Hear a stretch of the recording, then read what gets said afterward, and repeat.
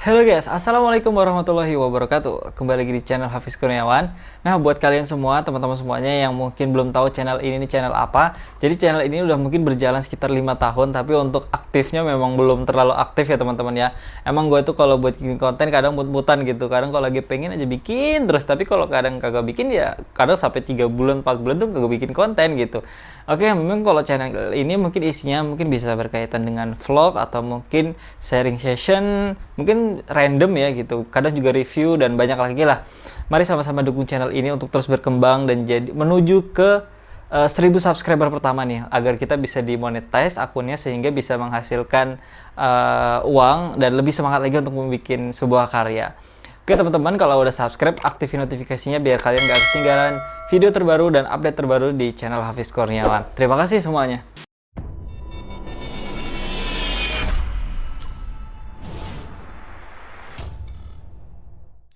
Di video kali ini, gue mau sharing tentang kemarin kan gue baru pulang dari Jakarta ya, ke Lampung, naik motor itu sekitar 12 jam dengan berhenti beberapa kali.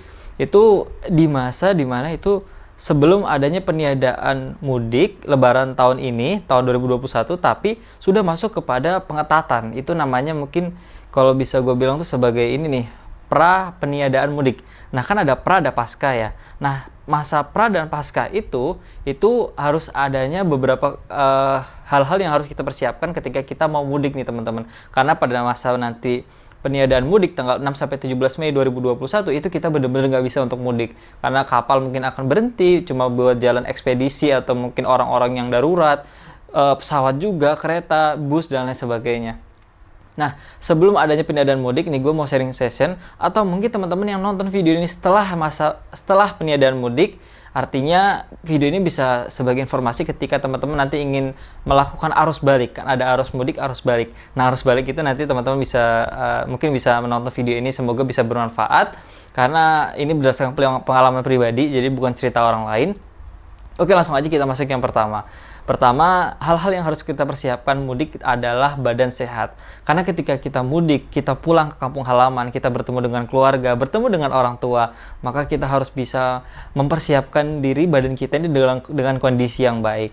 Mungkin di masa pandemi ini kita tidak terkena COVID, tapi mungkin kita punya penyakit batuk, pilek. Ketika kita pulang bertemu dengan keluarga, salaman, nah itu mungkin bisa menularkan penyakit. Artinya jangan sampai kita pulang itu membawa oleh-oleh penyakit. Bawalah oleh-oleh mungkin rezeki yang kita cari ketika kita merantau, atau mungkin kita membawa oleh-oleh makanan khas di daerah kita merantau gitu. Nah artinya kita perlu menjaga diri, kita perlu mempersiapkan badan kita dengan sehat ketika kita akan melakukan perjalanan pulang. Yang kedua, untuk di masa pra dan pasca ini terutama saya mau bahas dulu, gue mau bahas dulu di pranya itu memang harus kita melengkapi berkas, diantaranya adalah surat bebas COVID. Ya memang ini bisa dibilang agak ini ya lebih mengeluarkan budget lagi, tapi memang aturan pemerintah ini tujuannya baik untuk kita semuanya teman-teman. Karena dengan kita memiliki surat bebas COVID, mungkin bisa dengan rapid tes itu rapid antigen atau mungkin swab antigen, swab PCR itu.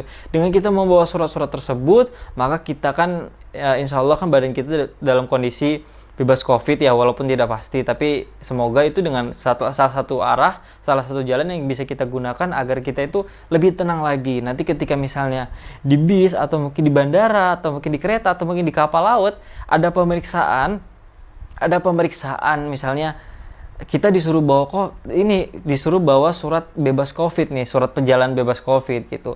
Ketika kita bawa kan kita tenang nih, kita nunjukin kepada petugas-petugasnya gitu. Salah satu memang kita harus mengeluarkan budget lebih gitu. Mungkin kalau swab antigen sekitar 800 kalau nggak salah. Kalau rapid antigen itu mungkin di sekitar 250 atau PCR yang 1 juta lebih ke atas. Nah, kita bisa pilih dari 3 hal tersebut, bisa kita lakukan sesuai dengan kemampuan kita. Nah lanjut, kan tadi tujuan utamanya itu kan adalah agar kita ini lebih tenang. Kita pulang nih dengan dinyatakan negatif COVID gitu. Artinya kita tenang bertemu dengan keluarga, ngobrol, nanti bakal kumpul bareng, makan bareng di meja makan gitu. Yang kedua juga menciptakan ketenangan di lingkungan masyarakat. Nanti kalau kita ditanya masyarakat nih, kamu dari mana gitu, kok baru kelihatan nih katanya.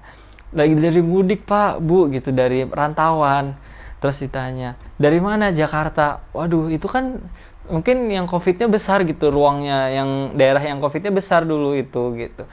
Tapi saya pulang ini bawa surat ini Pak, surat jalan bebas COVID gitu misalnya, dari rumah sakit atau dari laboratorium gitu. Negatif gitu kita bilang, kan warga juga lebih tenang gitu. Oh, kita pulang dalam kondisi sehat. Nah, artinya dengan kita bawa surat bebas COVID itu bukan hanya kita menaati peraturan pemerintah, teman-teman. Tapi salah satunya adalah untuk memberikan keterangan kepada kita, kepada keluarga kita, dan juga kepada masyarakat. Nah, yang kedua nih, kalau misalnya di pesawat itu kan pasti diminta. Ada harus memang dari dulu, awal-awal pandemi juga memang harus diminta surat bebas COVID. Kereta pun sama, atau sekarang mungkin bisa juga langsung ginos ya, kita tesnya langsung di tempat on the spot dari tempat perkumpulan kendaraan seperti kereta, stasiun maaf, atau mungkin bandara gitu. Bis juga ada di terminal-terminal gitu. Nah, kalau misalnya kita melakukan perjalanan pribadi, gimana dong gitu. Nah, dengan perjalanan pribadi kita bisa lakukan tes dulu di rumah sakit atau di klinik atau di laboratorium gitu. Nggak perlu di tempat, kan kalau kita naik kendaraan umum kan kita tesnya mungkin di bandara, di pelabuhan, atau mungkin di stasiun. Tapi ketika kita mudik pribadi ya kita tes aja dulu bawa dari rumah. Kalaupun nanti misalnya dalam perjalanan kita tidak diperiksa nih, misalnya kayak gue kemarin itu kan bawa berkas-berkas tapi ternyata nggak diperiksa, jangan bilang itu mubazir, jangan bilang itu nggak kepake. Kembali kita tadi yang gue bahas di pertama itu, bawa surat bebas COVID bukan hanya untuk selamat dari pemeriksaan, tapi menciptakan ketenangan juga ketika kita pulang. Kan kita nggak tahu nih, kita nggak tahu apakah di badan kita ada virus apa enggak, apalagi kita dari rantauan, ketemu dengan rekan kerja, rekan kampus, dan orang-orang lain di sana, di luar sana. Nah, dengan kita membawa surat bebas COVID yang dinyatakan negatif, maka bertambahlah ketenangan kita ketika kita pulang. Masyarakatnya pun akan tenang gitu, tidak panik, wah ini dari sini, wah ini dari sini gitu. Terus juga keluarga juga tenang, kita juga tenang. Nah, artinya memang untuk di masa-masa ini kalau bisa sih ini memang jangan hanya berlaku ketika misalnya kitanya nih, terutama jangan sampai hanya berlaku ketika kita ketika mau lebaran saja nih. Kalau bisa ketika misalnya setiap mau pulang, untuk menjaga, alangkah baiknya nih kalau bagi kita yang punya rezeki, lebih baik kita tes COVID dulu, mungkin rapid antigen yang 100 lebih atau mungkin 250 itu tadi. Misalnya nanti ketika sudah tidak ada masa lebaran, nanti mungkin ada suara cicak, sorry. Misalnya ketika di masa-masa liburan atau mungkin masa yang memang rame-rame untuk orang pulang pergi keluar kota, keluar provinsi, nah itu kita bisa melakukan tes untuk menjaga diri. Kalau di pesawat sih memang udah setiap mau melakukan penerbangan selalu ini ya teman-teman, selalu tes gitu. Kereta juga, bus juga, beberapa terminal juga seperti itu. Cuma yang memang jarang ini kan kendaraan pribadi, sedangkan kita ini zaman sekarang ini banyak orang yang sudah punya kendaraan pribadi, baik itu motor ataupun mobil.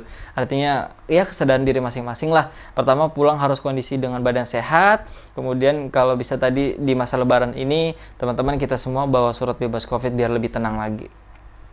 Kalau cerita-cerita kemarin itu sebenarnya memang nggak jauh beda dengan apa yang ada di berita-berita di TV gitu.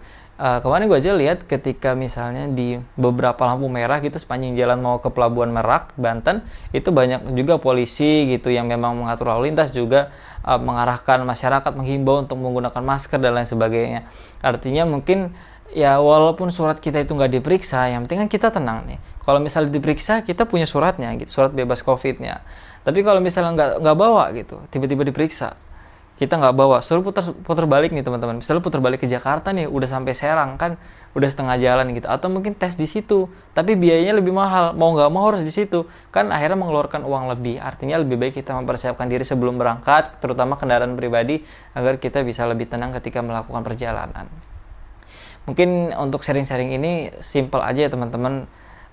Ini semoga bisa bermanfaat untuk kita semuanya. Mohon maaf nih kalau misalnya ngomongnya kecepatan gitu. Emang karakter gue ngomongnya kayak begini nih.